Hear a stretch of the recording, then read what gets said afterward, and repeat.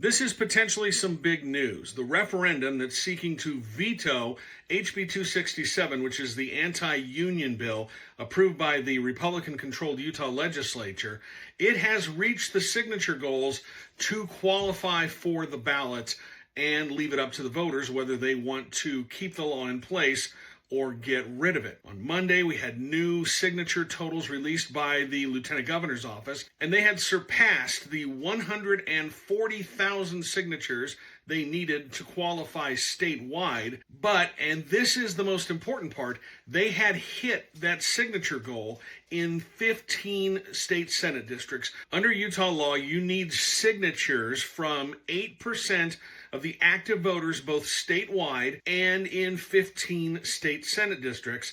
And that's the threshold that the referendum surpassed on Monday. And we're not done. Referendum organizers turned in more than 320,000 signatures, and the verification process will continue until all of them are counted. County clerks have until May 7th to get that done. The last that we heard, which was last week, they were validating signatures at about an 84% rate, which means if that rate holds, the final count could be somewhere north of 260,000 valid signatures statewide, and you would expect them to cross that 8% threshold in possibly 20 or 21 Senate districts. And that's crucial for the next phase of the referendum. Everybody who signed the petition has their name posted online and which Senate district they're in. And they have a window of about 30 days to remove their signature from the petition. And there's an organized effort ongoing right now to try and get enough people to remove their name in order to drop the number of verified signatures below that 8% threshold. I'm tracking the numbers on my website, and as you can see,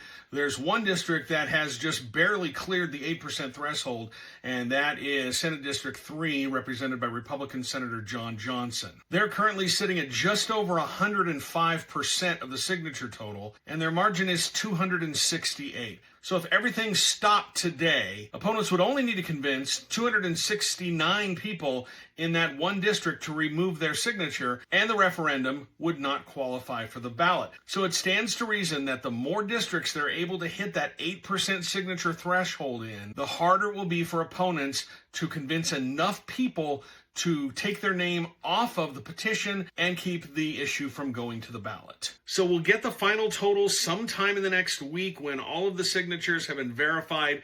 Then people can possibly remove their names, and when it's all said and done, if there are enough signatures to put this on the ballot, the law goes on hold, and then voters will have a chance to weigh in on it, probably in 2026, which is the next statewide election.